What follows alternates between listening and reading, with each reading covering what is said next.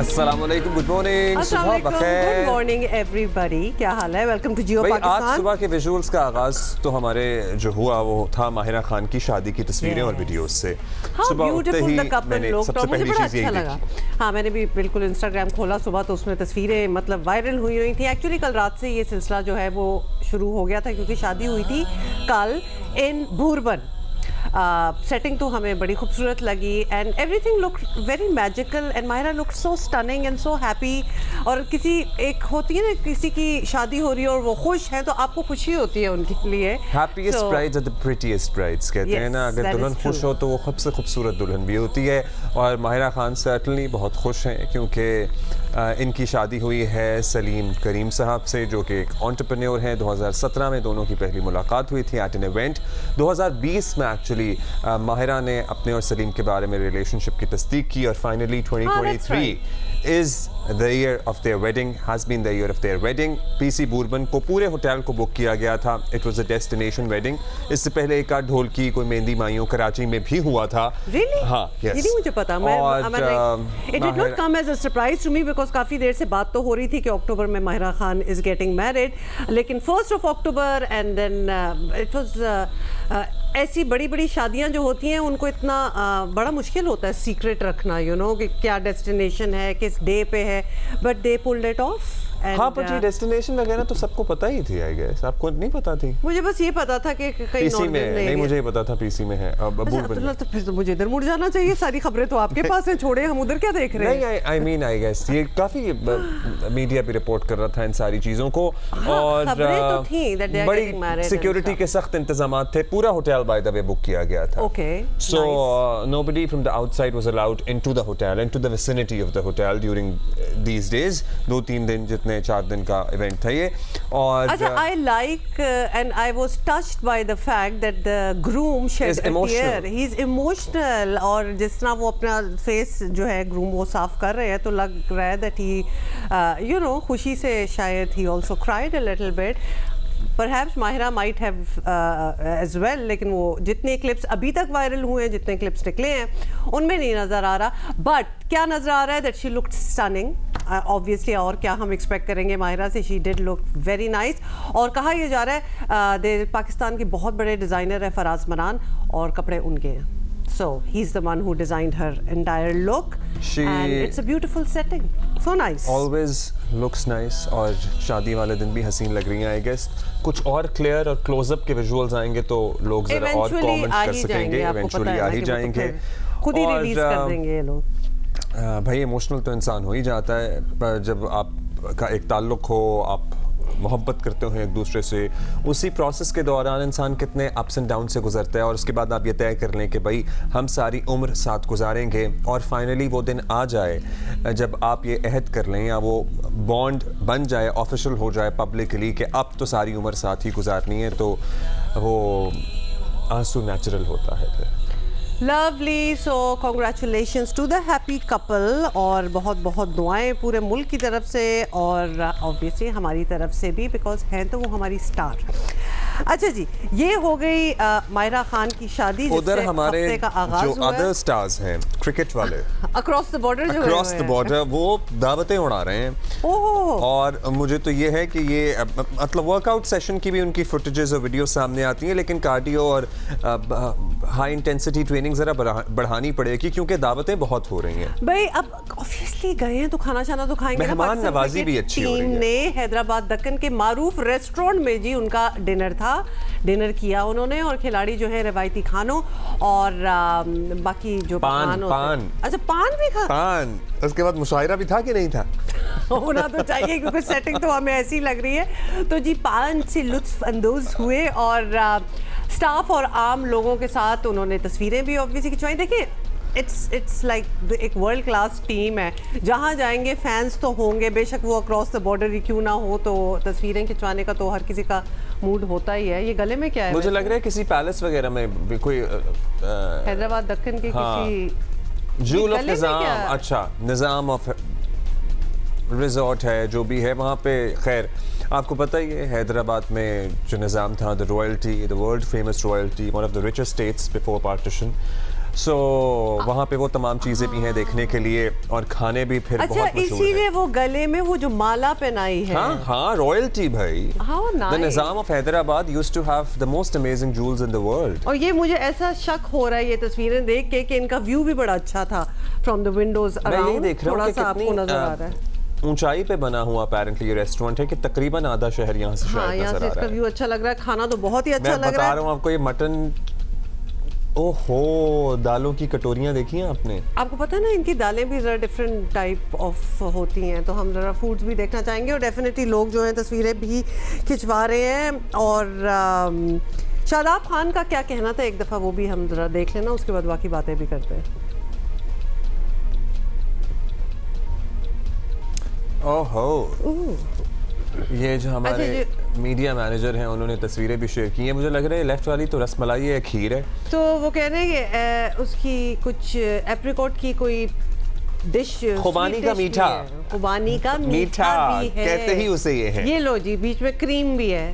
हाँ, एप्रिकॉट की dish. I would have set it up in a different manner because ये कभी कभार मुझे लगता है कि तस्वीरें इतनी अपीलिंग नहीं होती जितना आई एम श्योर टेस्ट होगा। हाँ। अच्छा, इसके बाद जो है ना ये जरा, ये आपको पता है ये क्या है? क्या है तो खीर, लेकिन अपेरेंटली ये पिस्ते की खीर लग रही है। तो पिस्ते की खीर होती है, यहाँ पे भी मिलती है। अच्छा, उन्होंने लिखा है अनियन खीर।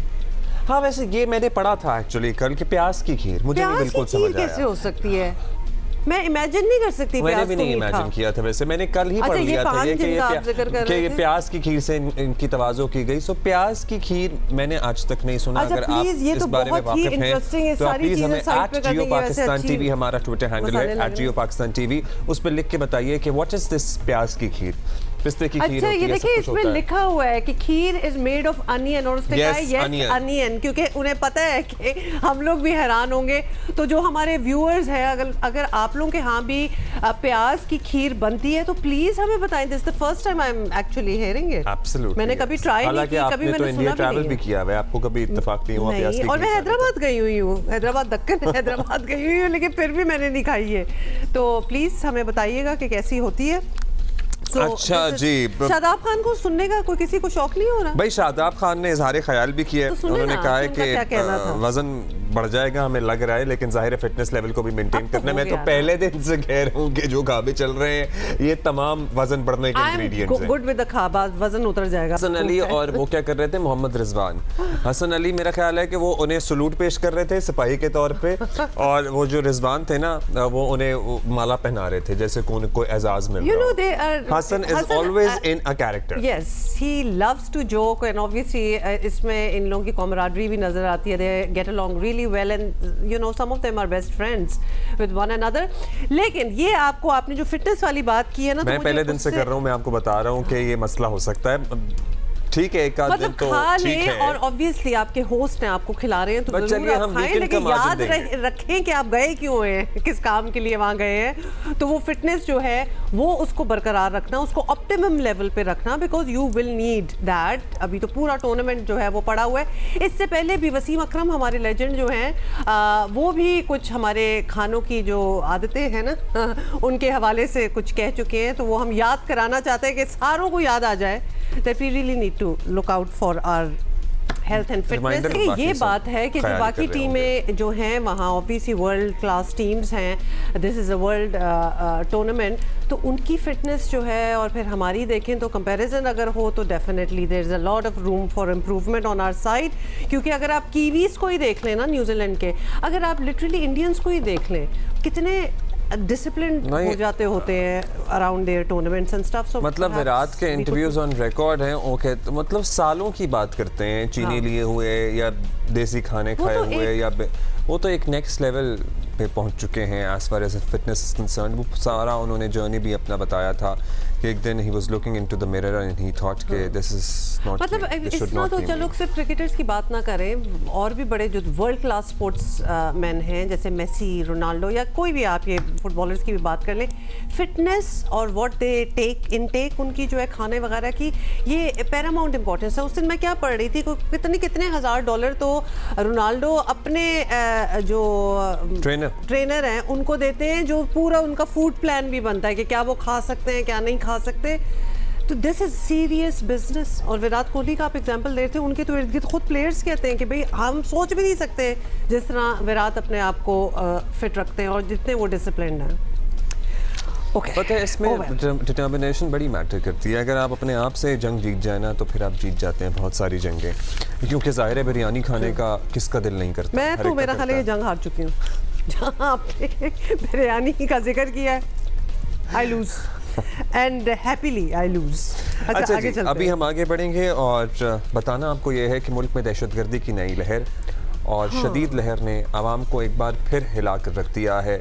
जब वीकेंड शुरू हुआ तो बड़ी ही दिलखराश खबरें सामने आईं। कौम शदीद तशवीश में मुब्तला है। पिछले 3 दिन बलूचिस्तान और खैबर पख्तूनख्वा दहशतगर्दों, जुनूनियों और इंतहा पसंदों के निशाने पर रहे हैं। इंसानियत से आरी दहशतगर्द अल्लाह के घरों में भी लोगों को नहीं बख्श रहे। मस्तूम में ईद मिलादुन नबी सल्लल्लाहु अलैहि वसल्लम के जुलूस पर खुदकुश हमले में अब तक 60 अफराद शहीद हो गए हैं। सोचिए ज़रा, मतलब ये क्या दिन है और हो क्या रहा है। तो ये कभी कभार हमें समझ नहीं आती क्यों। जुमे के रोज़ आपको बता दें कि हंगू की मस्जिद में होने वाले दो खुदकश हमलों में 5 अफराद जो हैं शहीद और 12 ज़ख्मी हुए थे। तो ये भी साइड बाय साइड हो रहा था। खुशकिस्मती से पुलिस ने पहले ही हमला आवरों पर फायरिंग कर दी थी, इसलिए जानी नुकसान जो है वो कम हुआ। अदरवाइज़ वो पहुँच जाते कोई बहुत ही क्राउडेड फैसिलिटी में तो फिर आपको पता ही है क्या होता। और इसके बाद हफ्ते की रात पंजाब के शहर मियांवाली में 10 से 12 दहशतगर्दों ने कहाँ कंडल पेट्रोलिंग पोस्ट पर 2 अतराफ से हमला किया। पंजाब पुलिस ने बहादुरी से इसे नाकाम बनाया। छत पर तैनात जवान की फायरिंग से 2 दहशतगर्द मारे गए। हमले में हेड कांस्टेबल हारून खान शहीद हो गए। सो बहुत से लोगों के लिए लिटरली ये खबर होती होगी, लेकिन आप सोचिए कि इन हमलों में हमारे कितने जवान हैं जो अपनी जानों का नजराना पेश कर रहे हैं और इन पूरे इनके घर वालों की, इनके बच्चों की, इनकी अहलिया की, इनके वालिदैन की पूरी ज़िंदगी इन 5 सेकंड या 3 सेकंड में तब्दील हो गई है। निगरान वज़ीर दाखिला सरफराज बुख्ती कहते हैं कि दहशतगर्दों का हर जगह पीछा किया जाएगा। हम अपनी रेट को इस्टेब्लिश करें एट एनी कॉस्ट। उसके लिए हमें कोई भी कुर्बानी देनी पड़े, उसके लिए हमें किसी एक्सटेंट पे जाना पड़ेगा। We will not spare anyone, चाहे वो फैसिलिटेटर्स हों, सिंपथाइजर्स हों, इस मुल्क में उनके लिए कोई जगह नहीं। कोई भी किसी भी नाम पर वायलेंस कर रहा है, वायलेंस जो है वो सिर्फ स्टेट एक्सरसाइज करेगी। वो कोई भी, उससे हमें कोई फ़र्क नहीं पड़ता है। हम जाएंगे। हमने उससे पहले हाफिज़ अहमदुल्ला साहब का जो वाक़या हुआ, वो मास्टरमाइंड हमने मारा है। हम मज़ीद जो ये लोग जो फैसिलिटेशन का रोल प्ले कर रहे हैं, जो भी कर रहा है, वो कोई भी हो, जो भी उसको आप नाम दे दें, हमारे लिए ये सब एक है। सबकी नानी एक है, सबको एक जगह से हैंडल किया जा रहा है। रॉ इन सब के पीछे है। इससे पहले जितने वाक़यात हुए इस पर अभी इन्वेस्टिगेशन हो रही है। बिकॉज आप थोड़ी देर बाद कहेंगे कि फ़ौरन आपको कैसे पता चला जी। इससे पहले जितने वाक़यात हुए वो सब अनर्थ हुए, जितने बड़े वाक़यात बलूचिस्तान में हुए, और सब के पीछे जो है वो रॉ की इन्वॉल्वमेंट रही है। हमें ये पता है कि वो कहाँ से ऑपरेट हो रहे हैं, और वो ज़रूरी नहीं है कि इस प्लेटफॉर्म से हम बताए जाएँ कि कहाँ से पता है। हम वहाँ स्ट्राइक करेंगे, हम जाएंगे उनके बिलों में, जहां वो बिलों में पलते हैं, जो उनके लिए सेफ हेवन्स हैं। We will go against that. अच्छा जी, ये सब कुछ आपने सुन लिया। और आपको पता ही है कि एक तरफ मुल्क जो है वो दहशतगर्दों ने अपनी कार्रवाई तेज़ कर दी है मुल्क में, और दूसरी तरफ जनवरी के आखिरी हफ्ते में आम इंतखाबात की तैयारियां जो हैं वो भी जारी हैं, क्योंकि ये अनाउंसमेंट भी हो चुकी है। और अगर दहशतगर्दों ने इसी तरह उधम मचाए रखा तो इंतखाबात पर भी असरात पड़ सकते हैं। और ये एक्चुअली हमने पहले भी देखा है ये होते हुए। इनफैक्ट मौलाना फजल रहमान ने दहशतगर्द हमलों और इंतखाबी मुहिम को लेवल प्लेइंग फील्ड से जोड़ दिया है, क्योंकि हाल ही में आपको पता है कि JUI के रहनुमा हाफिज़ अहमदुल्ला धमाके में बाल बचे। और रवां साल ये भी आपको याद होगा कि मई में अमीर जमात इस्लामी सिराजुल हक पर भी तोप में खुदकुश हमला हुआ था, जिसमें वो मुजज़ाना तौर पर एक्चुअली महफूज रहे थे। और इन हालात का सामना लिटरली वैसे सबको याद होना चाहिए, अगर नहीं तो हम कराते हैं कि 2013 की इलेक्शन की इंतखाबी मुहिम में MQM पीपल्स पार्टी और ANP को भी करना पड़ा था, था और उनके जलसों और रहनुमाओं को टारगेट किया जा रहा था। दहशतगर्दों को इस बात की किसी सूरत लिटरली इजाज़त नहीं दी जा सकती कि वह हमारी रियासत और इस निज़ाम को यरगमाल बनाने के लिए रियासत और रियासती इदारों को दहशतगर्दों और इनके सहूलतकारों के खिलाफ हर हद तक जाना होगा, क्योंकि अब कौन सी वो लिमिट आएगी। अच्छा, अब इस पर भी हम बात करेंगे, बिकॉज ये अगर इसको अभी ना कंट्रोल किया गया तो this is actually getting out of hands. जान मोहम्मद अचकज़ई साहब हमारे साथ मौजूद हैं। जी बिल्कुल, केयरटेकर इंफॉर्मेशन मिनिस्टर हैं बलूचिस्तान के। सबसे पहले तो आपसे यही जानना चाहेंगे कि मस्तूंग में जिस नौयत की दहशत गर्द कार्रवाई हुई है, इसने सबको ऑब्वियसली हिला के रख दिया, डरा दिया है। अब तक क्या पता चल सका है, ये हम जानना चाहेंगे, और कौन लोग थे ये और सिक्योरिटी उन्हें रोक क्यों ना पाई? पहली बात ये कि सिक्योरिटी इदारों को हर इंच का दिफा करना पड़ता है। जबकि दहशतगर्दों के पास टाइम और स्पेस होता है तो उन्हें 1% की ज़रूरत होती है कामयाबी के लिए, जबकि सिक्योरिटी फोर्सेस को 100% जो है वो यकीनी बनाना है कि कोई ऐसा वाक़या ना हो। अगर 99% भी करें तो वो भी इनफ नहीं है। लेकिन बेसिकली जो दहशतगर्दी है बलूचिस्तान में या KP में या पूरे मुल्क में, उसका एक पैटर्न है। ये नहीं हो सकता कि आइसोलेशन में ये दहशतगर्दी के वाक़यात हो रहे हैं। ये पूरा एक नेटवर्क है जो इसके पीछे है, इसलिए हमें उस नेटवर्क के पीछे जाना होगा। अच्छा, ये बताइएगा जान मोहम्मद साहब के ज़ाहिर है ये तमाम वाक़यात हो रहे हैं, मुसलसल हो रहे हैं, नुकसान हो रहा है, हुकूमत अब तक रोक नहीं पाई है, तो क्या समझें? अब एक बड़ा ऑपरेशन होगा, फैसला हो गया है, और अगर होगा तो कब होगा? इंटेलिजेंस बेस ऑपरेशन साल में हज़ारों होते हैं, लेकिन अब जो है शायद उसकी कहीं ज़्यादा गुना यानी ये इजाफ़ा होगा ऑपरेशन का, और ये इंटेलिजेंस बेस ऑपरेशंस हैं। इस वक्त जब हम बात कर रहे हैं इस तरह ऑपरेशन जारी हैं, ये तय है कि दुश्मन जो है वो दहशतगर्द स्टेट ऑफ पाकिस्तान से मजबूत नहीं है, उससे बड़ा नहीं है, उसके वसाइल स्टेट से ज़्यादा नहीं है, तो स्टेट बिलखसूस प्रिवेल करेगा प्राइमरीली और बिलाखिर, और शिकस्त होगी इन दहशतगर्दों की। देखिए, दहशतगर्दों के ख़िलाफ़ रियासत अपनी पूरी माइट से उनके ख़िलाफ़ जाएगी और कार्रवाई करेगी, और हर इंच पे ये इंटेलिजेंस बेस ऑपरेशन हो सकता है। ये पूरे मुल्क में हो सकता है, ये हमारे बॉर्डर रीजन्स में हो सकता है, ये पाकिस्तान के अंदर हो सकता है, ये पाकिस्तान के बाहर हो सकता है। जहाँ पे भी दहशतगर्दों के थाने बाने मिलते हैं, बिलखसूस जो हमारा ख्याल है कि हमारा एक हमसाया है जिनका हाथ है, माजी में उनकी रियासती दहशतगर्दी साबित है, और आज भी हम स्पेकुलेट कर रहे हैं, और अभी तक कंक्रीट, अगरचे हमने एविडेंस अभी तक कलेक्ट करना है और उसको प्रॉप करना है, लेकिन अब भी हम समझते हैं कि ये प्रॉक्सीज़ हैं और उसके पीछे मास्टरमाइंड है, और माजी में जिस तरह हुआ है वही ताकत जो हम कह रहे हैं उसके पीछे हैं। तो हम हर हद तक अभी जाने के लिए तैयार हैं। बहुत शुक्रिया आपका जान मोहम्मद अचकज़ई साहब। और उन्होंने कहा कि ज़ाहिर है और हज़ारों इंटेलिजेंस बेस्ड ऑपरेशन होते रहते हैं, लेकिन अब इन कार्रवाइयों को मज़ीद फैलाया जाएगा। लेटर इन द शो हम caretaker information minister KP case से भी बात करेंगे, बिकॉज वहाँ तो एक ऑलमोस्ट एक रूटीन सा हो गया है कि कुछ हफ्ते बाद, कुछ दिन बाद हम कोई ना कोई इस किस्म की कार्रवाई के हवाले से ऑब्वियसली विटनेस करते हैं हम उसको। So we'll talk about that as well. अभी वील टेक अ ब्रेक, उसके बाद वापस आते हैं। Good morning.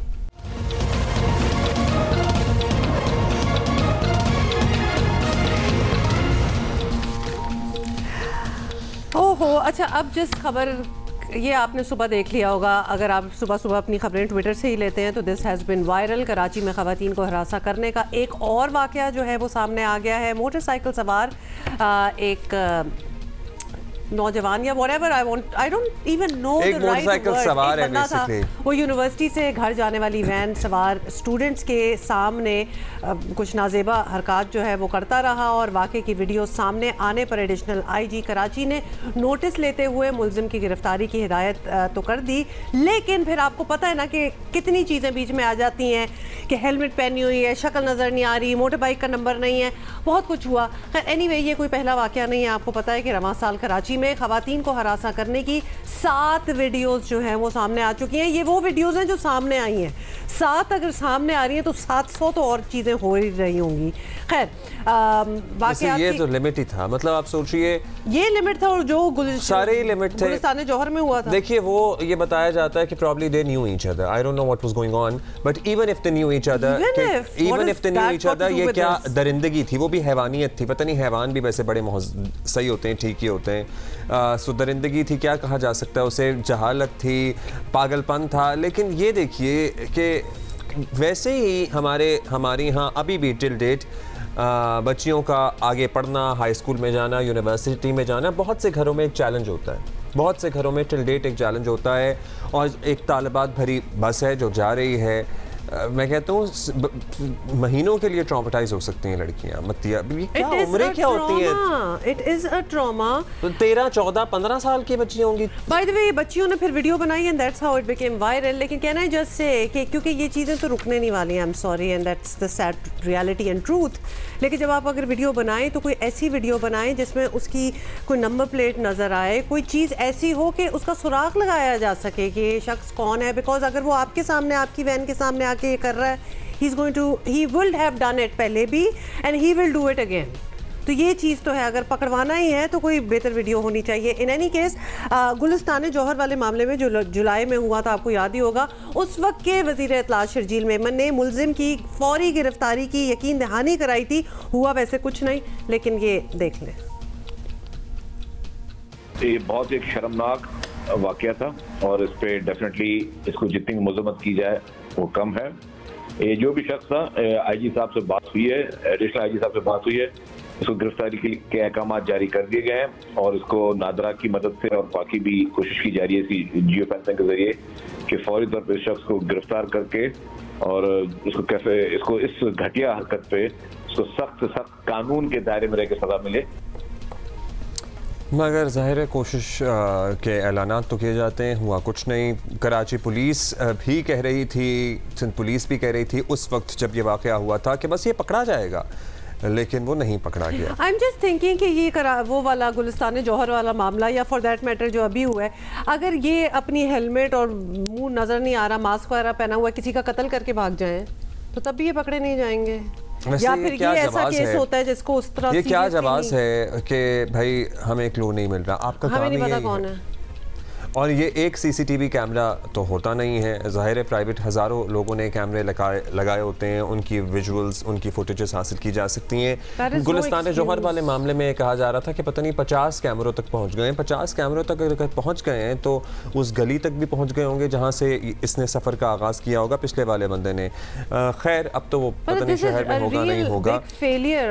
अभी जो हमारे निगरां वज़ीर दाखिला हैं ब्रिगेडियर हारिस, उन्होंने भी हमसे अभी फ्राइडे को ही बात की थी आई बिलीव, और उन्होंने भी कहा था कि भाई मैं तो बड़ी स्पेशल मीटिंग करने लगा हूँ और इस मामले में किसी को स्पेयर नहीं किया जाएगा। लेकिन देखिए एक और वाक़या अब नजर आ गया। I am very strict. There is no compromise for such like incidents that should be happening in Karachi. और जहाँ पर बच्चे बच्चियाँ महफूज न हों अपने शहर में, अपने मुल्क में आज़ादाना करने के लिए, और ये बहुत अफसोसनाक बात है। डेफिनेटली मैं आई एग्री विद यू, और आपको ये 2 हफ्ते में इसका नज़र आएगा अमल होता हुआ, क्योंकि अब हमने बहुत सख्त पेट्रोलिंग शुरू की है कि हमारे तमाम SHOs, DHPs, SPs आपको शाम को 6-7 बजे से लेकर 11 बजे तक नज़र आएंगे। रेंजर्स की हॉटस्पॉट पे वो पर नज़र आएंगी। अभी जाके बड़ी क्लियर मैं बताने लगा हूँ, जिस SHO के एरिया में ये इंसिडेंट होता है 1 और 2 ही विल बी रिमूव्ड। अगर DSP है तो उसको भी will going to take certain very strict action, even SPs level तक के ऊपर कोई कॉम्प्रोमाइज़ नहीं, 0 टॉलरेंस है। अच्छा, इसी पे बात करते हैं। हमारे साथी हैं काशिफ मुश्ताक, हमें इन वाक़यात के बारे में रिपोर्ट करते रहते हैं। काशिफ, अब ये मुकदमा दर्ज हुआ है, क्या वैन के ड्राइवर या ट्रांसपोर्ट कंपनी की तरफ से दर्ज करवाया गया है मुकदमा, स्टूडेंट्स में से किसी ने कराया है, या वही रिवायती कहानी के सरकार की मुद्दईयत में मुकदमा दर्ज हो गया और उसके बाद तो इसने हेलमेट पहनी हुई थी, कोई क्लू है नहीं, सब भूल जाएंगे? अब अब्दुल्ला, बिल्कुल आपने सही पॉइंट आउट किया है कि सरकार की मुद्दत में ये मुकदमा दर्ज हुआ है जौहराबाद थाने की हदूद में। और हमारी जब जौहराबाद पुलिस से बात हुई तो उनकी जानिब से कहा जा रहा है कि चूँकि ये साइड वीडियो बनाई गई है तो इसके हवाले से अभी तक कोई क्लू सामने नहीं आया है। इस वीडियो की ख़ास बात ये है कि हमने इससे पहले जब भी बात की है तो वो वीडियो जो होती है वो CCTV फुटेज होती है, लेकिन इस वीडियो के अंदर किसी खातून की जानिब से ये वीडियो बनाई गई है, लेकिन वो खातून जो है वो सामने अब तक नहीं आई है, ना ही पुलिस जो है वो कोई क्लू इसका सामने ला सकी है।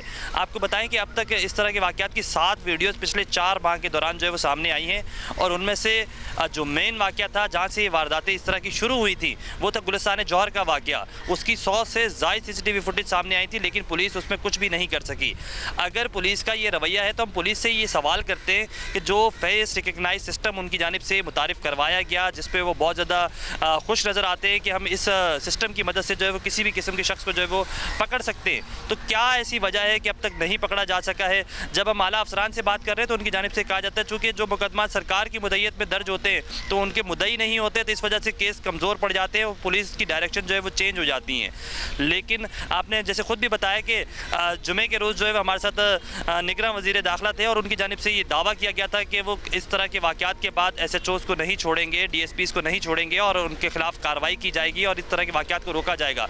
उनकी जानिब से ये भी पॉइंट आउट किया गया कि जो पेट्रोलिंग है उसकी मदद से, तो आपको क्या लगता है कि हुमा एंड अब्दुल्ला, आप लोगों से ये सवाल है कि पेट्रोलिंग की मदद से इस तरह के वाक़यात रुक सकते हैं? अगर रुकने होते तो सोशल मीडिया पर इस तरह की वीडियो जब वायरल होती है तो जो शख्स इस तरह की हरकत कर रहे हैं उनको कुछ सबक मिलता, वो इस तरह की वारदातें ना करते पेट्रोलिंग को देखते हुए, या फिर जो पुलिस और रेंजर्स का जिक्र किया जा रहा है कि उनको जगह जगह तैनात किया जाएगा, लेकिन इस तरह के वाक़यात मुसलसल रिपोर्ट हो रहे हैं। अब तक 7 वाक़यात में से सिर्फ 2 ऐसी CCTV फुटेज है जिनकी मदद से जो है वो 2 अफराद को गिरफ्तार कर लिया गया है, लेकिन 5 के करीब ऐसे वाक़यात हैं कि जिनको अब तक गिरफ्तार नहीं किया गया। इस बात का भी बड़ी अच्छी तरह अब अंदाजा हो गया है कि ये लोग जो कर रहे हैं ये भी टीवी देखते होंगे, इनको पता है जब ये खबरें वायरल होती हैं कि ढूंढा चला जा रहा है, ये डिटरेंट ही नहीं है, ये डरते भी नहीं है, ये बेखौफ हो चुके हैं। वरना अगर 2-4 पकड़े गए होते तो क्या ये करते हैं अपनी हरकतें? इनको पता है कि हम निकल जाएंगे, हमने हेलमेट वगैरह मास्क शास्क पहना हुआ है, they will never be able to catch अस,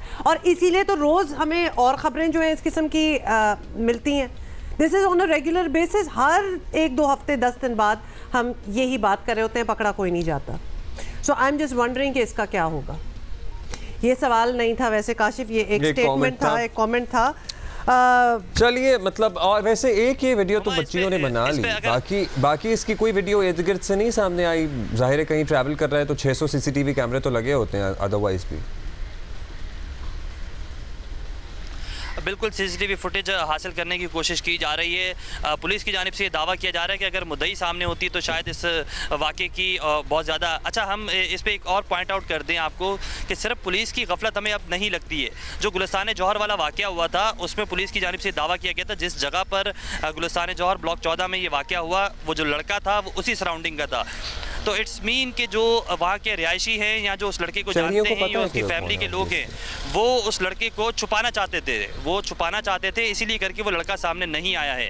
ये जो वैन के अंदर जिस लड़की ने वीडियो बनाई है और जिस लड़के की बनाई गई है, इनमें से लोगों को पता होगा, अगर वो खातून सामने आएँ और इसकी पॉइंट आउट करें इस लड़के की, इसकी शनाख्त के हवाले से कोई खाका तैयार कर लिया जाए तो शायद इसकी गिरफ्तारी मुमकिन हो सकती है। वरना पुलिस के पास ऐसा कोई जादू मौजूद नहीं है कि जिससे जो है फौरी तौर पर एक हेलमेट पहने शख्स को जो है वो किसी सॉफ्टवेयर की मदद से जो है वो गिरफ्तार कर लिया जाए। चलिए, बहुत शुक्रिया आपका Kashif, thank you for being with us. हम इन पहलुओं पे बात करते हैं कि वाक़यात हो रहे हैं, ये वाक़यात कैसे रुकेंगे, ये वाक़यात रोकने के लिए पुलिस को पकड़ना होगा। जो है, ये काशिफ ने बड़ी अच्छी एक बात की है, लड़कियां सामने क्यों नहीं आती जब इन्होंने वीडियो वगैरह बना रही थी? Because I am sorry, there is a stigma attached. एक तो हमारे सामने ये हो गया और उसके बाद फिर हम भी आके अपने आप को दिखा दें कि वो हम हैं जिनके सामने वो इतना बड़ा स्टिग्मा अटैच्ड है इधर कि हम उसके साथ डिसएसोसिएशन देना चाहते हैं कि we have got nothing to do with that, क्योंकि हमें बिकॉज दैट इज जस्ट बहुत से मामलात में आंखों पे पट्टियां बांधने की आदत जी। ना सिर्फ ये जो लड़के कर रहे हैं उनको भी ये पता है कि हम कर लेंगे, और सड़क पे मोटर बाइक पे बैठे हुए जा रहे हैं ये करते हुए, और लड़की नहीं बोलेगी आगे से। ये भी बात दुरुस्त है कि लोग, ये जो परसेप्शन है ना उसमें कहीं ना कहीं बेहतरी भी आई होगी। जैसे हम किससे बात कर रहे थे, हाँ हम उस दिन नूर मुकद्दम के वालिद से बात कर रहे थे और सारा के वालिद से बात कर रहे थे। उन्होंने कहा कि हमारा जितना तजर्बा रहा है, वो जो परसेप्शन सालों से बना हुआ है, वो परसेप्शन टूट गया। सो पुलिस के माहौल में भी बेहतरी आई है। सो अगर आपको दहाइयों से लगता है कि आप जाएंगे तो फंसी जाएंगे, ज़रूरी नहीं है। हाँ, ये ज़रूरी नहीं है, लेकिन आई एम सॉरी, वो इतनी बुरी तरह और इतना स्ट्रांगली सीमेंट हो चुका है वो थाना कल्चर, और वो आए दिन बेशक बेहतरी आ गई हो, लेकिन उसका कोई एग्जाम्पल दोबारा से सामने आ ही जाता है कि लड़कियां डर जाती हैं। वो थाने में जाके क्या बताएंगी, वो अपने घर वालों को नहीं बता सकती कि एक्चुअली दिस इज। अच्छा, हम इन सारी बातों पे हम बहस कर रहे हैं, कोई इस बात पे भी बहस करेगा कि जो आ रहे हैं और ये कर रहे हैं, इनकी तरबियत कैसे हुई हुई है? हाँ, ये बहुत बड़ा सवाल है। ये नहीं मुझे समझ आ रहा। किसी घर में कहीं जाके सोते होगे ना, कहीं कहीं खाना खाते होगे, किसी ने पैदा किया होगा, कोई माँ बाप भाई बहन होंगे, where do you come from? नहीं, हम पुलिस को भी मुरद इल्ज़ाम ठहरा रहे हैं, हम हुकूमतों को भी ठहरा लें, हम इनको भी तो देखें कि ये हम क्या प्रोडक्ट प्रोड्यूस कर रहे हैं माशरे में। कौन सी ऐसी लेवल ऑफ फ्रस्ट्रेशन है जो कि ख़त्म नहीं हो रहा, मतलब कौन से ऐसे हार्मोनल इम्बैलेंस हैं जो आपको सड़कों पर ये हरकतें करने पे मजबूर कर रहे हैं। Where is your privacy? Where is your own privacy that you are exposing yourself like that? और आपकी अपनी शर्म कहाँ है? हाँ ना, यही तो ये अब प्राइवेसी आपको शर्म नहीं आ रही कपड़े उतारते हुए सड़क के ऊपर? आपको किसी ने नहीं बताया, सिखाया कि ये हया की चीजें हैं और ये मामलात, ये क्या है? आपके घर में सारे ये करते हैं, मतलब ये तो फिर तो हम सारे मजबूरी होंगे। You know who you are, आपको पता है कि आप कौन है, हम आप ही की बात कर रहे हैं और आपके सारे घर वाले यही करते होंगे, इसीलिए तो आप इतने कंफर्टेबल हैं, सड़कों पे करते जाओ। This is sad and tragic as a nation, as a society. मतलब पता है क्या, मैं घर वालों को भी मुरद इल्ज़ाम क्या ठहराऊं, ये भी कहना शायद गैर मुनासिब होगा, सारे घर वाले करते होंगे, क्योंकि पता नहीं खैर क्या है इस पे। आप हमें आज जियो पाकिस्तान टीवी पे लिख के बताइएगा।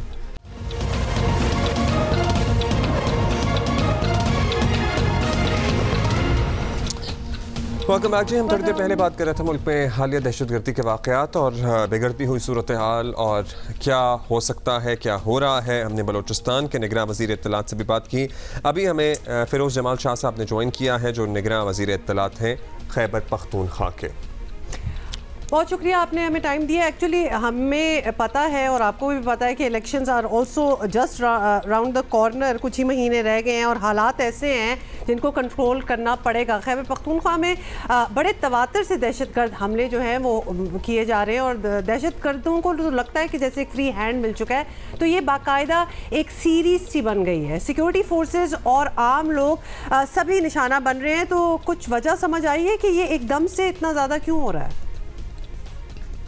पूरी तरफ से कोशिश कर रहे हैं। इस वक्त तक पिछले एक mहीने में आप देखें कि तकरीबन हमने कोई 100 के करीब इंटेलिजेंस बेस्ड ऑपरेशंस किए हैं। उसमें तकरीबन 25 से 28 हमने दहशतगर्द जो है उनको अपनी मंतकी अंजाम तक पहुंचाया है। और अभी देखें जो हंगू का वाकया हुआ, कितना अफसोसनाक, या हम शदीद इसकी मजम्मत भी करते हैं। मस्तूंग में जो वाकया हुआ, तो अब मस्जिद के अंदर ये नहीं मुझे बताएं कि कौन सा वो मुसलमान होगा जो मस्जिद के अंदर घुस के जो है वो इस तरीके से हमला करे। और ये तो अल्लाह का बड़ा करम था, शुक्र था कि हमारे जो कांस्टेबल उमर साहब थे वहाँ पे, तो गेट के ऊपर एक दहशतगर्द को न्यूट्रलाइज किया और उसकी आवाज से जो है मस्जिद के अंदर से लोग सारे बाहर की तरफ आ गए, मस्जिद से बाहर निकल आए। और वो जो दूसरा दहशतगर्द था तो ही मैनेज टू वो मस्जिद में पहुंच गया और मस्जिद के अंदर उसने अपने आप को ब्लास्ट किया और पूरी मस्जिद जो है वो कोलैप्स हो गई। लेकिन बाय दैट टाइम लोग बाहर आ गए थे, 40 से 50 लोग थे। तो खुदा न खास्ता अगर ये लोग अंदर होते और मस्जिद कोलैप्स हो जाती तो कैजुअलिटी का क्या। तो हमारी पुलिस जो है वो काफी चौकस है और नजर हम हर चीज पे हुकूमत ने रखी हुई है। टारगेटेड ऑपरेशंस भी हम कर रहे हैं। हमने अपनी सीटीटी की कैपेसिटी भी डबल की है। पुलिस को भी जो है हमारी एलीट फोर्स है उसकी एकेडमी को हमने अपग्रेड किया है और पाक आर्मी के साथ मिलके जो है हम पुलिस को ट्रेन कर रहे हैं। तकरीबन 8 से 10 हजार जवान जो है हमारे पुलिस के अभी इनकी ट्रेनिंग में से ये मतलब इन्हीं दिनों में जो है ये ट्रेनिंग इनकी करवा के तो अल्हम्दुलिल्लाह काफी बेहतर हो रहे हैं। अच्छा ये बताइएगा, शाह साहब के निगरान हुकूमत का मैंडेट है इलेक्शन कराना, और जो हालात हैं इनमें कुछ सियासी कायदीन का एक खदशा बिल्कुल बजा नज़र आ रहा है कि इंतखाबी मुहिम चलाना मुश्किल हो जाएगा। लेवल प्लेइंग फील्ड की बातें हो रही हैं, तो क्या हम ये कह सकते हैं कि जनवरी में इलेक्शन के इनेकाद पर भी सवाल पैदा हो गया है? हमारा केयर टेकर का जो मैंडेट है जी, that is to hold free, fair और impartial election and to give level playing to all political parties और जो भी इलेक्शन में हिस्सा लेना चाहते हैं। और जब तक इलेक्शन डेट अनाउंस नहीं होती by the election commission of Pakistan, day to day governance जो है वो हम करेंगे और under the supervision of the election commission. तो अगर फॉर एग्जांपल हमसे इलेक्शन कमीशन ऑफ पाकिस्तान ये पूछता है, हमसे ओपिनियन मांगता है एज खैबर पख्तूनख्वा गवर्नमेंट, तो हम ड्यूटी बाउंड होंगे। फिर हमारे होम डिपार्टमेंट है और हमारे दीगर इदारे हैं, हज़ार इदारे हैं, वो सारे बैठ के और एक रिपोर्ट मुरतब करते हैं कि इस वक्त क्या सिचुएशन है खैबर पख्तूनख्वा में, और उसके मुताबिक जो है हम वो report election commission of Pakistan को भेज देते हैं, जैसे पहले भी एक दफ़ा हमने भेजी थी। लेकिन आफ्टर कि वो हमसे ये मांगे, अस खुद जो है हम अपनी तरफ से कोई इस तरह का उनको नहीं कर सकते हैं कि अपनी ओपिनियन दे सकते हैं। वो हमसे ओपिनियन मांगेंगे, जिस चीज़ की भी मांगेंगे, तो हम उनको अपनी प्रॉपर एक ओपिनियन बना के देंगे। और जहाँ तक आपने बात की इलेक्शन पार्टीज जो है, अगर उनके कोई खदशात हैं या अगर वो इस तरीके से कुछ समझ रहे हैं, तो they are more than welcome कि वो हमें बताएं कि क्या प्रॉब्लम्स हैं उनको, और हमारे पास आएँ और हम इंशाल्लाह उनको अपनी पूरी कोशिश करेंगे कि उनके जितने भी ये खदशात हैं या जो मसाइल हैं कि हम उनको दूर करें। बहुत शुक्रिया Firoz Jamal Shah, caretaker information minister KP। तो लेट्स सी, उम्मीद तो हम यही कर रहे हैं कि सारा मामला जो है कंट्रोल में आ जाए, क्योंकि ये देयर वाज अ टाइम बीच में जब कंट्रोल हो गई थी चीज़ें, बट अब एब्सोल्युटली। देखिए 2013 के इंतखाबात में भी सूरत हाल बहुत ही ख़राब थी, खुदा ना करे कि हम उस तरफ जाएं, लेकिन वहाँ पे एक्चुअली लेवल प्लेइंग फील्ड जिसे कहते हैं वो नहीं दस्तयाब था बहुत सी जमातों को, और कुछ जमातों को था। सो अल्लाह करे कि अब ये हालात जल्दी कंट्रोल में आ जाए। We will see you in the second hour of Geo Pakistan. Stay with us. Good morning.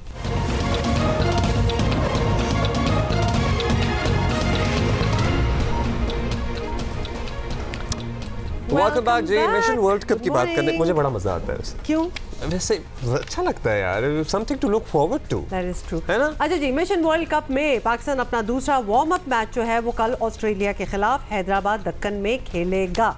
पहले का तो हाल आपको पता है ना, although we were in such a good position और हमने इतना अच्छा स्कोर कर लिया था, लेकिन अगली टीम भी तो खेलने आई हुई है, उन्होंने उससे भी ज़्यादा स्कोर किया।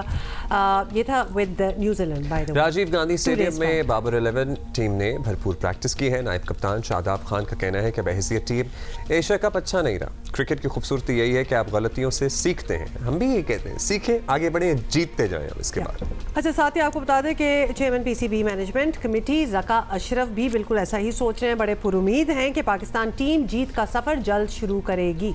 इससे पहले पाकिस्तान ने न्यूजीलैंड के खिलाफ वार्म अप मैच खेला था, जिसमें बुरी शिकस्त तो हुई, लेकिन पाकिस्तानी शिकस्त नहीं हुई थी कि मसाइल और गलतियों की निशानदही भी हो गई थी। ऑस्ट्रेलिया वर्ल्ड कप की तगड़ी टीम है बाय द वे, और अगर शाहीन मेगा इवेंट में एतमाद के साथ दाखिल होना चाहते हैं तो कल कैंगरूज को हराना अब वैसे ज़रूरी हो गया, because you know back to back काफ़ी हारे हो गई हैं हमारी। सो इसके अलावा एक इशू जिसका सामना है पाकिस्तान को, वो है वीज़ों की अदम फरहमी का। अब तक ना सहाफ़ियों और ना ही पाकिस्तानी फ़ैंस को वीज़े दिए गए हैं। PCB ने पाकिस्तानी शायकीन और मीडिया के लिए वीज़ों का मामला एक बार फिर ICC के सामने उठाया है। लेट्स सी उस पर क्या होता है। अच्छा छोड़ें, अब उसमें क्या होगा, जो पहुंच गई है टीम उसको अच्छा। अब्दुल माजिद पट्टी साहब हमारे साथ मौजूद हैं। पट्टी साहब, it is very important for us कि हम ये मैच जीतें ऑस्ट्रेलिया वाला, बिकॉज यू नो थोड़ा सा कॉन्फिडेंस बूस्ट अब हमें ज़रूरत है, हमें चाहिए उस एतमाद की जो पिछली हारों की वजह से शायद खो गया। क्या चांस लग रहा है आपको हमारा? देखें, ऑस्ट्रेलिया की टीम दुनिया की इस वक्त नंबर 1 टीम है, और ऑस्ट्रेलिया और भारत के दरमियान जो कुछ दिन पहले, मेरे ख्याल 4-5 दिन पहले जो आखिरी वनडे इंटरनेशनल हुआ, वो भी ऑस्ट्रेलिया की टीम ने जीता। तो पाकिस्तान के पास तैयारी के लिए तो बड़ा जबरदस्त प्लेटफॉर्म है, लेकिन एशिया कप से जो पाकिस्तान क्रिकेट टीम के मसाइल थे, लगता था कि शायद जब हम इंडिया पहुंचेंगे वो मसाइल कम हो जाएंगे, लेकिन जो पहला हमने वार्म अप मैच खेला न्यूजीलैंड के खिलाफ, हमें वो मसाइल कम होते हुए नजर नहीं आए, बल्कि थोड़े से गंभीर इस लिहाज से नजर आया कि हमारी बॉलिंग इस बार एक्सपोज हो गई है। हमारे खिलाफ हम 346 रन का टारगेट जो था वो भी डिफेंड नहीं कर सके। तो मेरा ख्याल में शाहीन शाह अफरीदी उस मैच में नहीं खेले थे, शादाब खान ने बॉलिंग नहीं की थी, लेकिन अभी भी 346 रन अगर 6 ओवर्स पहले बन जाए किसी टीम के खिलाफ, और न्यूजीलैंड की टीम जो क्रिकेट खेल रही थी उनकी तरफ से कोई सेंचुरी नहीं थी, हमारी तरफ से रिजवान ने सेंचुरी बनाई थी, उन्होंने 450 बनाए, लेकिन वो टारगेट 44 ओवर्स में अचीव कर लिया। तो मेरे ख्याल में अब पाकिस्तान के पास शायद गलती की गुंजाइश नहीं है, क्योंकि फ्राइडे को फिर पाकिस्तान को टूर्नामेंट की सबसे कमजोर टीम नीदरलैंड के खिलाफ अपना पहला मैच खेलना है, फिर श्रीलंका, फिर इंडिया, फिर ऑस्ट्रेलिया। तो पाकिस्तान के लिए मेरे ख्याल में अब अपनी तैयारियों को मुकम्मल करके, बल्कि कल मैं इंटरेस्टिंग आपको बात बताऊं, अभी जो कमबैक वाला आपने जुमला सुनवाया ज़का अशरफ साहब का, तो निगरान वजीर इत्तलात जो है मुर्तजा सोलंकी, उन्होंने कल ट्वीट किया था कि भाई ये कमबैक क्या होता है। इसका मतलब है कि मैं, आप या 25 करोड़ आवाम के अलावा हुकूमत में बैठे हुए जो लोग हैं, जो इक़्तिदार पे बैठे हुए लोग हैं, उनको भी पाकिस्तान टीम की परफॉर्मेंस पर कंसर्न है। सो कंसर्न तो हम सभी को है, और जाहिर है अभी जो आपने ऑस्ट्रेलिया इंडिया के मैच का तस्करा किया, अगर हम जीत जाते हैं ना तो हमारे लिए बहुत जबरदस्त मोरल बूस्टर अच्छा हो ही जाएगा। वैसे भट्टी साहब, इतनी तगड़ी टीम्स हैं, ऑब्वियसली जीतने के लिए सारे आए हैं, तो अपनी बेस्ट ऑप्टिमम परफॉर्मेंस हम एक्सपेक्ट कर रहे हैं। What is a good score? मतलब अदरवाइज ये ओडीआई की बात हो रही है, 50 ओवर्स हैं, चाहे तो स्कोर कहां तक पहुंच सकता है, but what do you think एक बड़ा ही स्ट्रॉन्ग स्कोर है होना चाहिए, और उसके बाद फिर मैच पड़ सकता स्कोर तो अच्छा ही बनाया था। एग्जैक्टली ना, मुझे अच्छा लग रहा था, बट अपीरेंटली अच्छा नहीं था। जी बताएं। देखें, अभी जो हम शादाब खान का क्लिप सुन रहे थे, उन्होंने कहा कि छोटी बाउंड्रीज हैं, बैटिंग ट्रैक्स हैं, बल्कि एक और जुमला जो इस क्लिप में नहीं था, उन्होंने कहा कि हैदराबाद की जो पिच थी वो हमें लग रहा था कि हम पिंडी की पिच पे मैच खेल रहे हैं। तो भाई पिंडी की पिच पर हमने इतने बुरे रिजल्ट नहीं दिए, तमाशाइयों का प्रेशर होता है। पिछला मैच तो बंद दरवाजों में तमाशाइयों के बगैर खेला गया। तो मेरे ख्याल में प्रैक्टिस मैच में ये होता है, चलें आप हार भी जाएं, आप अपने जितने ऑप्शंस हैं उनको आजमा लें, क्योंकि इसमें 15 प्लेयर जो हैं वो बैटिंग बॉलिंग सब कर सकते हैं। लेकिन जब टूर्नामेंट में उतरेंगे फ्राइडे को पहला मैच खेलने, उस वक्त मेरे ख्याल में पाकिस्तान को अब पलट के पीछे नहीं देखना, क्योंकि हमारे मसाइल काफी गंभीर होते जा रहे हैं। अगर हम पाकिस्तान क्रिकेट बोर्ड में देखें, क्रिकेट बोर्ड के इन हाउस मसाइल हैं, हम पाकिस्तान टीम में देख लें, इंजरीज के मसाइल हैं, हमारे 3 premier fast bowler Naseem Shah, Ehsanullah, Mohammad Hasnain, वो अनफिट हैं। तो अल्लाह करे कि जो हमारे लोगों की तवक्कुआत हैं, जितनी हमने तैयारियां की हैं, लोगों ने 14 तारीख के मैच देखने के लिए जितना कुछ इंतजाम किया हुआ है, ठीक है, हमें वीजा ना मिले, हम इंडिया ना जाए, लेकिन हमारी टीम को जीतना चाहिए। लिहाजा अब मेरे ख्याल में बाबर आजम को चाहिए कि वो क्रिकेट खेलें जो इस वक्त दुनिया की दूसरी टीमें खेल रही हैं। मेरे ख्याल में हमें कहीं कहीं लगता है, एशिया कप में भी हमने देखा, अभी इस प्रैक्टिस मैच में भी देखा, कि हम शायद उस स्टैंडर्ड में जो Australia, India, south Africa, England, New Zealand खेल रहे हैं, थोड़ा सा कहीं पीछे हैं। अब हमें गियर चेंज करना है। और सबसे बड़ी बात कि फाइनली मिकी आर्थर ने भी पाकिस्तान टीम को वक्त दे दिया, वो भी हैदराबाद पहुंच गए पाकिस्तान टीम को ज्वाइन करने। चलिए फाइनली वो भी पहुंचे हैं, लेट्स सी क्या होता है। अब हमारा स्पिन वाला मसला आपको हल होता हुआ नजर आ रहा है? मतलब एज सच हम बड़ा पहले कहते थे मिस्ट्री स्पिनर फ्लाम का, कोई वैसे मिस्ट्री स्पिनर है नहीं हमारे पास। देखें, स्पिनर्स की परफॉर्मेंस ही अब्दुल्ला मिस्ट्री बनी हुई है कि पाकिस्तान की एक स्पिन बॉलिंग की बड़ी लेगेसी रही है।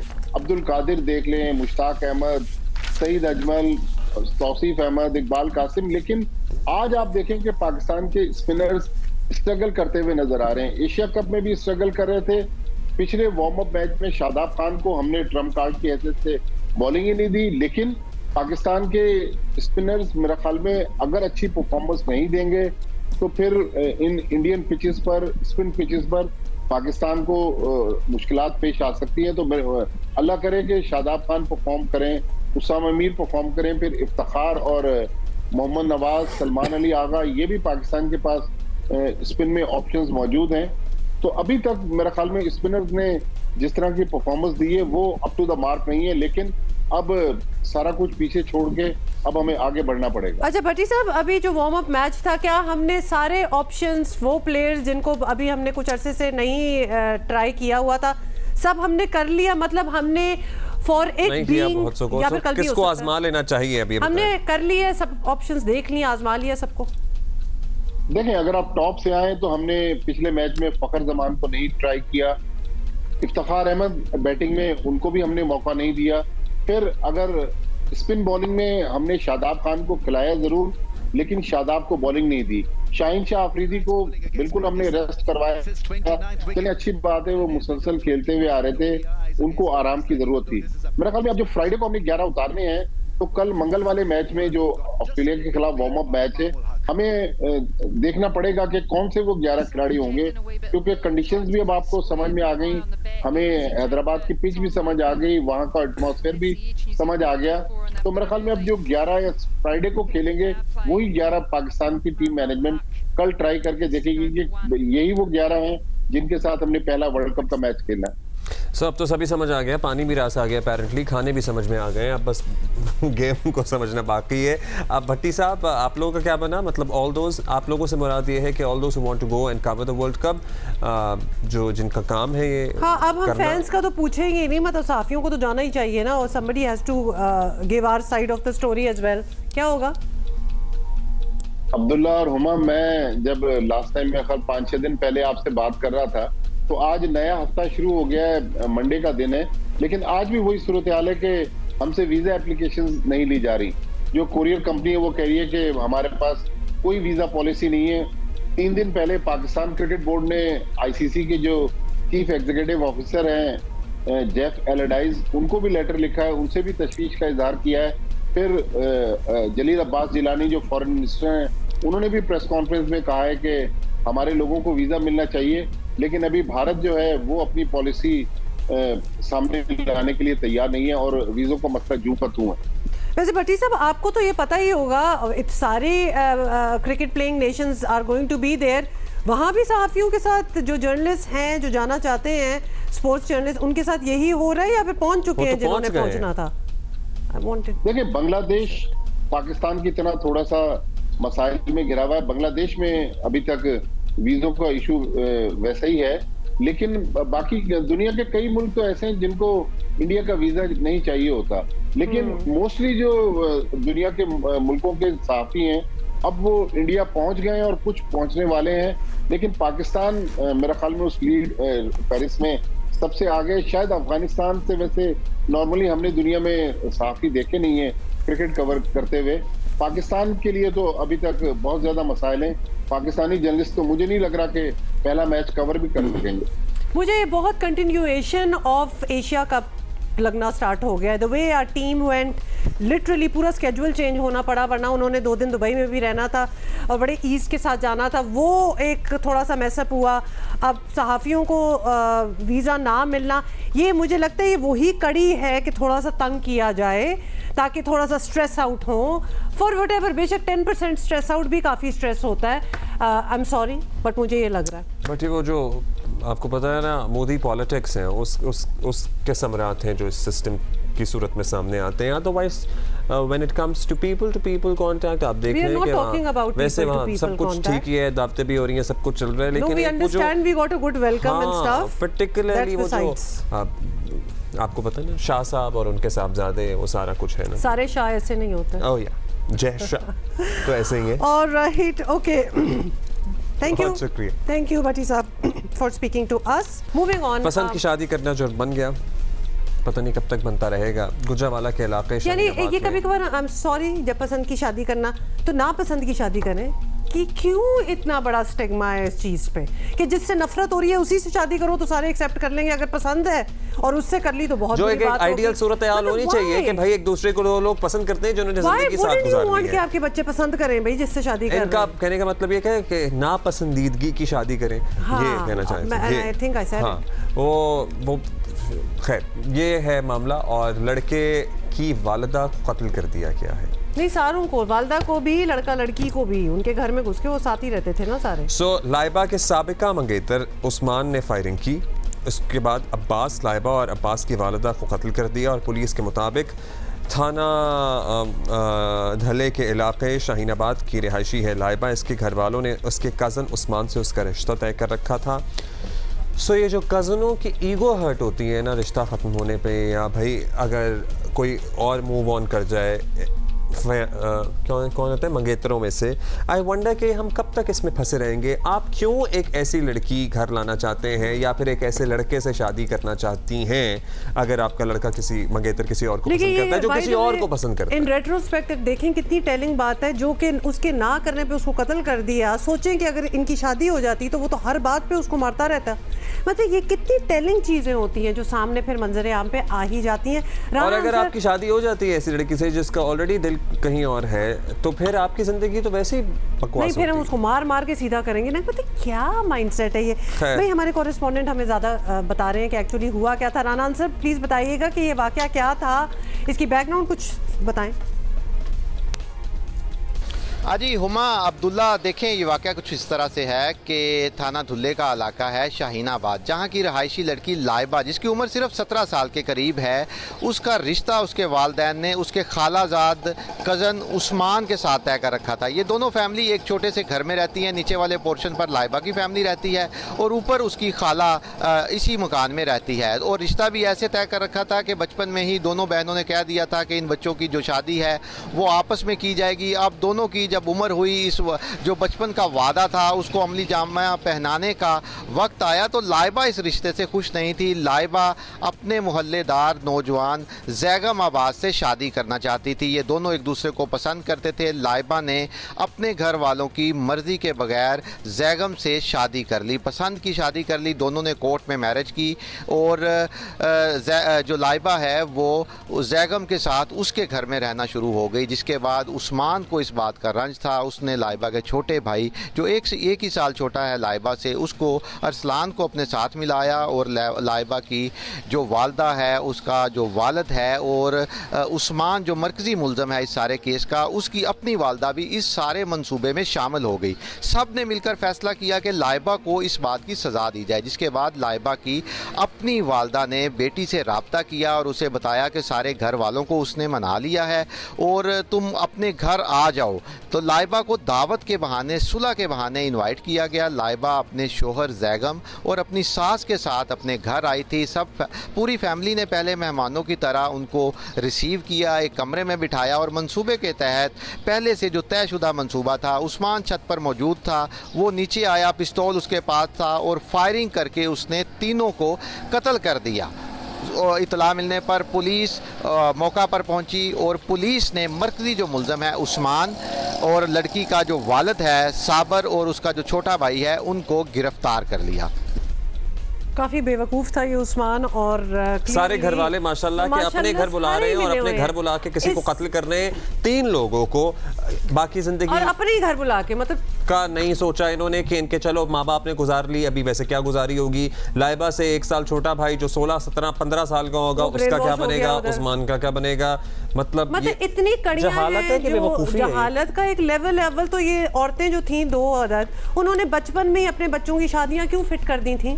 क्या इन बच्चों के जहन या तो दिमाग भी निकाल देते ना ताकि अपने लिए सोच ही ना सकें, तो फिर आपकी जहाँ दिल चाह रहा है इसकी शादियां कराएं। इस किस्म की हरकतों से बाज आ जाएं। We are in 2023। अच्छा, अब पुलिस ने क्या कार्रवाई की है? इन सबको पकड़ा हुआ है, किसी और लाइन पे आगे बढ़ी है या ऑनर किलिंग का केस ही कंफर्म किया है? जी देखें, ऐसा है कि ना सिर्फ गुजरावाला बल्कि पूरी सोसाइटी में पिछले कुछ अरसे में जिस तरह गुर्बत में इजाफा हुआ है, तो उसके बाद सोसाइटी में के जो अखलाकी मेयार हैं वो भी बहुत हद तक काफ़ी ज़्यादा गिरे हैं। मतलब सोसाइटी में अखलाकियात जो है, जो रवादारी का एक कल्चर था वो भी ख़त्म होता जा रहा है और ना सिर्फ दूसरे तमाम जराइम में इजाफा हुआ है बल्कि ये कहा जा सकता है कि इस तरह के वाक़यात जो हैं उनमें भी किसी हद तक इजाफा हुआ है। लेकिन एक बात मुश्तरक है गुजरांवाला में, जैसे आपने बात की कि एक 10 साला बच्चे ने कुछ अर्सा पहले गैरत के नाम पर अपनी माँ को कत्ल किया था, और अभी ये जो लाइबा का केस है जिसको हम डिस्कस कर रहे हैं, और इसके अलावा भी जो दूसरे वाक़े पिछले कुछ अरसे में गुजरांवाला में हुए हैं, सब में एक बात तो मुश्तरक है, तमाम जो फैमिलीज़ हैं वो कम पढ़ी लिखी थी, मतलब ज़्यादा पढ़ी लिखी नहीं थी और मुआशी हालात भी अच्छे नहीं थे, और ऐसी आबादियों में ये लोग रहते थे। और ये कहा जा सकता है कि ये जो गैरत के नाम पर कत्ल गुजरांवाला में हुए हैं, बल्कि मेरे ख्याल में तो गैरत का लफ्ज़ इस्तेमाल करना भी मुनासिब नहीं कि गैरत को बुनियाद बनाकर ये कहा जाए कि ये लोग कोई गैरतमंद थे जिन्होंने अपनी गैरत को रखने के लिए ये मुजरमाना और एक मुकरू जो है वो फेल किया। ये जहालत का किया गया एक एक्ट है, तो ये कहना ज़्यादा मुनासिब होगा कि ये ऐसी फैमिलीज़ में ज़्यादा वाक़यात गुजरांवाला में रिपोर्ट हुए हैं जहां जहालत थी। तो ये जहालत का किया गया एक एक्ट है, और ये कहना जैसे आपने पूछा है ठीक होगा कि अब दूसरे जराइम जिस तरह मुआशरे में बढ़े हैं तो इस तरह के वाक़यात में भी किसी हद तक इजाफा हो रहा है। जी बहुत शुक्रिया आपका। मतलब इट मेक्स यू वंडर ना कि क्या इनकी गैरत रिस्टोर हो गई होगी इस सारे मामले के बाद। अच्छा आंसर आपने बड़ी एक अच्छी बात की, वो ये थी कि पढ़े लिखे होने का वैसे कोई ताल्लुक नहीं है जहालत से। ये जो वाक़यात होते हैं ना, पढ़े लिखे लोगों के यहाँ भी हमने ये माइंड सेट ये ज़माने जहालियत। हाँ, या ये लिटरली हम जब सोचते हैं ना कि इस्लाम के आने से पहले अरबों में किस तरह से बेटियों के साथ सलूक किया जाता था, वो हम सब ने टेक्स्ट बुक की किताबों में पढ़ा है। So literally it seems like nothing has changed. खुदा के लिए ये गैरत के नाम पे कत्ल, ये honour killing, it has got nothing to do with honour. किसी चीज पे कातिल बन के इज्जत में इजाफा हो रहा है। वही मैं कह रही हूँ ना कि आपका ऑनर रिस्टोर हो गया, इस चीज के बाद जलील हो रहे हैं पूरे मुल्क में, सारी बातें हो रही हैं इधर, तो इनका ऑनर बड़ा इंटैक्ट हो गया है। तो ये इस किस्म की हरकतें जो है ना कि जी ये हमारा तो ये ज़मीर हिल गया और ये वो, स्टॉप इट। आपको बहाना चाहिए था, आपको गुस्सा चढ़ा हुआ था, आग लगी हुई थी इस उस्मान के दिल में कि how dare she do you know marry somebody. अच्छा चले सारा उसने प्लान किया और सब घर वालों को साथ मिला लिया, माँ से फोन कराया ना कि दावत है। मतलब किस कदर बेवकूफ़ थे घर वाले कि अगर नौजवान कोई होश खो बैठा है तो उसको बजाय समझाने के अपने घर में 3 लोगों को कत्ल कर रहे हैं ब्रॉड डे लाइट। की इंतहा है, ये पूरा प्लान किया गया है। और इससे पहले जो हम बात कर रहे थे ना, वो कराची में जो हरासमेंट वाले इश्यूज हो रहे हैं कि सड़कों पे लोग स्टार्ट हो गए, और हमने सवाल ये किया था कि इनकी फैमिलीज क्या कर रही हैं। ये सारी फैमिलीज मिली होती हैं। The point of the matter is कि अपने बच्चों को समझाते क्यों नहीं है ये। जहाँ कोई कत्ल करना हो या किसी ने अपने आप को एक्सपोज करना हो लड़कियों के सामने, ये फैमिलीज किधर होती हैं? एक हमारी यहाँ टर्म है ना, ऑनर किलिंग कह लें, इससे वैसे टर्म भी ऑब्सोलीट हो जानी चाहिए, लेकिन इस मामले में अगर एग्जाम्पलरी पनिशमेंट्स मिलेंगी ना, पूरे खानदान का एहतसाब हो, मतलब उस्मान तो चले मरकजी मुल्ज़िम है ही, लेकिन एवरीबडी जिसने इसमें मदद की है उसको आयानत जुर्म में पकड़ें और उनको एग्जाम्पलरी पनिशमेंट दें, तो शायद कुछ सालों बाद डिटरेंस। केस एंड पॉइंट सारा इनाम वाला केस या नूर मुकद्दम वाला, मतलब उनको तोड़ तो पहुंचाएं ताकि कोई लोग डरे, कुछ डिटरेंस तो पैदा हो ना इस मुल्क में। अब तो ऐसा जैसे फ्री चिट मिल गई है ना, जो करना है करो, क्योंकि इज्जत का है ना मामला, तो ऑनर की बात हो रही है तो हम माफ हो ही जाएंगे, ये काट देंगे। Honour killing term should be obsolete now. ये कौन सा ऑनर है जो कातिल बन के आपको हो गया, वापस आ गया, रख लो सेफ डिपॉजिट में। अब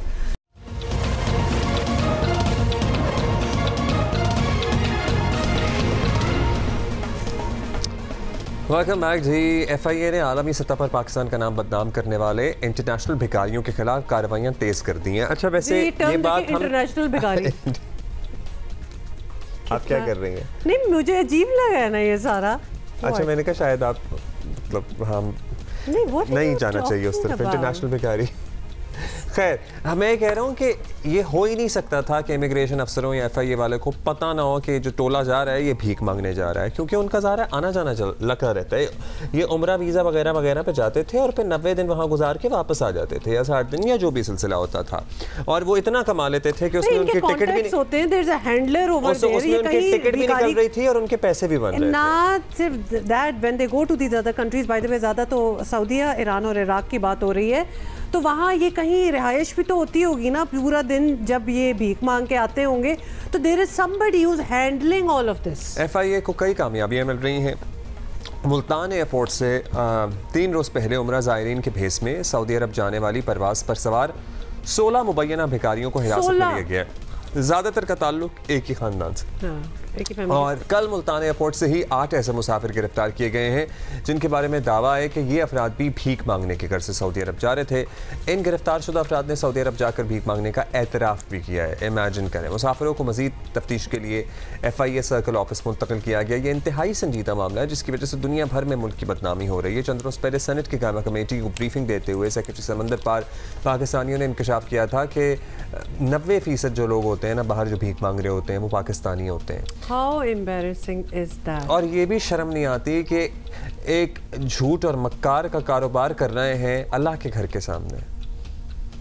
अल्लाह के घर के सामने वैसे और भी बहुत कुछ वहाँ मुल्तान से मतलब शर्म से आ रही होना चाहिए। जेब कतरे भी शामिल हैं। आपको पता है कि वो अल्लाह के घर के सामने की बात कर रहे हैं कि वहाँ चोरियां हो रही होती हैं, जेब कतरे भी हैं। बेहिस और बेशर्म होना पड़ता है आपको ये सारी हरकतें करने के लिए उस मकाम पर।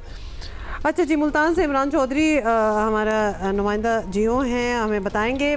इमरान, सबसे पहले तो ये बता दें पता कैसे चलता है, हम बड़े क्यूरियस हैं टू फाइंड आउट कि ये पकड़े गए हैं, अभी 16 को उतारा है एक फ़्लाइट से, उसके बाद कोई 8 को किसी और को किया है, तो ये कैसे पता चला कि ये भीख मांगने जा रहे हैं?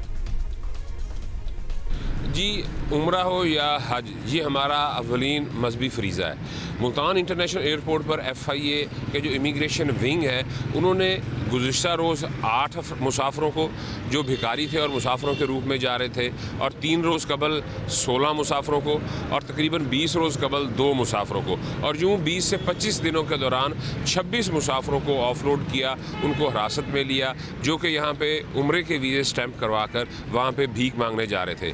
अब आपका सवाल जो ये है कि उनको पता कैसे चला, तो FIA हुकाम का ये कहना है कि हज या उम्रा एक मजहबी फरीज़ा है, तो जो लोग वहाँ पे जा रहे होते हैं बहुत ज़्यादा साफ़ सुथरे होकर, और ख़ास तौर पे जो उम्रे पे जा रहे होते हैं, तो बेशतर जो होते हैं उनकी जो फ़्लाइट्स इस तरह की होती हैं कि वो एहराम जो है वो एयरपोर्ट से या घर से बांध कर निकलते हैं। तो ये जो अफराद रोके गए हैं, इनकी जो ज़ाहिरी हालत थी वो बहुत ज़्यादा मशकूक थी, जिसके ऊपर उनसे जिस वक्त इन्वेस्टिगेशन की तो उनसे पूछा गया कि आप उम्रे पे जा रहे हैं, 1 महीने का वीज़ा है, तो आप कितने पैसे जो हैं वो लेके जा रहे हैं। तो उन तमाम अफराद की जेब में कोई पैसा नहीं था। तो जब उनसे पूछा गया कि वहाँ पर आपने लोगों ने खाना पीना भी है, दीगर ज़रूरियात भी हैं, तो पैसों के बगैर उम्रे पर कैसे? तो ये एक बड़ा ब्रेक थ्रू था कि जब उनकी जेब में पैसे नहीं थे तो उसके ऊपर उन्होंने इंकशाफ किया कि मुख्तलिफ एजेंट्स के ज़रिए उनको भीख मांगने के लिए जो है वो बाहर भेजा जा रहा है। तकरीबन 2 लाख रुपए फ़ीकस जो है वो उम्रे का वीज़े का ख़र्चा था जो उन्होंने दिया, और कईयों ने वो एडवांस दिए, कईयों ने हाफ़ दिए, और कई मुसाफिर ऐसे थे जिन्होंने ये कहा कि हम वहाँ पर जाके जो भीख से पैसे होंगे उनमें से आपको जो है ये पैसे देंगे। जो 3 रोज़ कबल 16 अफराद पकड़े गए उनका ताल्लुक चीचा वतनी और साहिवाल से था। इसी तरह जो गुज़िश्ता रोज़ भी 8 अफराद पकड़े गए, इनमें ख़वातीन और एक मासूम बच्चा भी था। FIA हुकाम का ये कहना है कि इनके ख़िलाफ़ जो है वो कार्रवाई जो है वो मुकदमा दर्ज कर लिया गया है। किस नौइयत का मुकदमा बनता है वैसे इन मामलात में, क्योंकि एक्चुअली यहाँ भी इन्हें एग्जाम्पल ही बनाना चाहिए, शर्म नहीं आती ऐसे लोगों को। तमाम अफराद के ख़िलाफ़ जो है वो 3 मुख्तलिफ दफ़ात के तहत मुकदमात दर्ज किए गए हैं। सबसे पहले तो इंसानी स्मगलिंग का मुकदमा, इसके अलावा इमिग्रेशन एक्ट का मुकदमा और भीख मांगने का मुकदमा। इन 3 दफ़ात के तहत इनके ख़िलाफ़ अलग अलग मुकदमात जो हैं वो दर्ज कर लिए गए हैं। न सिर्फ इन अफराद को गिरफ़्तार किया गया है बल्कि वो जो एजेंट जो इनको भेज रहे थे उनको भी गिरफ़्तार किया गया है। और इसके अलावा ये एक FIA हुकाम की जो अभी तक की तफ्तीश है, इसके अंदर ये एक मुनज़्ज़म गिरोह था कि उस गिरोह के चंद अरकान इधर पाकिस्तान में है और उनके कुछ हैंडलर्स जो हैं वो UAE और सऊदी अरब में हैं, जो इन लोगों को रिसीव करते हैं और सऊदी अरब और UAE के मुख्तलिफ पॉइंट्स पर जाकर सुबह छोड़ देते हैं, और तमाम दिन वो जितने पैसे कमाते हैं शाम में उनको उन जगह से पिक करते हैं और उनको रिहाइश और खाना भी जो है वो देते हैं। तो इस तरह इनके ख़िलाफ़ अलग अलग जो है वो मुकदमात दर्ज किए गए हैं और 3 दफ़ात के तहत मुकदमात दर्ज किए गए हैं। बहुत शुक्रिया आपका इमरान चौधरी साहब। Thank you. मतलब from a business point of view देखें कि किसी ने जो हैंडलर्स हैं इनको वीज़े दिए, इनको टिकट्स दिए, या खुद जाएंगे तो कितनी भीख ये वहाँ कलेक्ट करेंगे जो कि आधी आधी होगी फिर सारों में, और इनको भी मिलेगी। ये जो पिक एंड ड्रॉप पॉइंट्स होते हैं ये पाकिस्तान में भी होते हैं, इनको तो इधर ही पकड़ लेना चाहिए ताकि कहीं जाके और मतलब जो हरकतें कर रहे हैं तो मुल्क का नाम भी बुरा कर रहे हैं। इसमें आपने देखा था विजुअल्स में एक न्यूबॉर्न बेबी भी था। अच्छा पता है क्या, पूरी फैमिली प्रोक्रिएट कर रहे हैं जी, और बेकारी। एक होता है भीख मांगना, एक होता है राहगीरों को, मुसाफिरों को हैरास करना। मैं तो एट टाइम्स लिटरली हैरास होता हूँ। मतलब मुझे लगता है कि ये क्या है, अगर कोई आपकी गाड़ी की खिड़की से आके अपना मुंह चिपका लेगा और आप अपने घर में घर वालों के साथ, फैमिली के साथ, बहन के साथ, भाई के साथ, बच्चों के साथ बैठे हैं और वो बस उसको टिकटिकी बांध के मुंह अंदर करके देख रहा है, तो आप हैरास होते हैं इस तरह से। मगर ये भी एक ट्रिक होती है कि ये चाहेंगे इनको दूर भगाएं से जल्दी से पैसे दो। सो वो भी एक ट्रिक होती है। एक ब्रेक के बाद हाजिर होते हैं।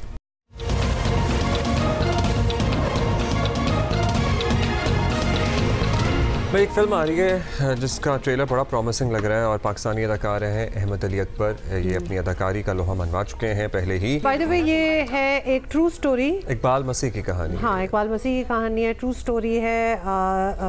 और इसको चाइल्ड एक्टिविस्ट, इसको मार दिया गया था 1995 में। When he was just 12 years old, आपको याद है 2022 में इकबाल मसीह को दिया गया था सदारती अवार्ड और सदर आरिफ अलवी ने अपनी तकरीर में इनको हीरो करार दिया था। और ट्रेजेडी ये है कि इनका ख़ानदान आज भी इसी। अच्छा, आज एक दूसरी बरसी भी है जो उमर शरीफ साहब की है, और क्या उनके बारे में बात करें, मतलब कॉमेडी के बादशाह जिनको साउथ एशिया में माना जाता है। एब्सोल्युटली।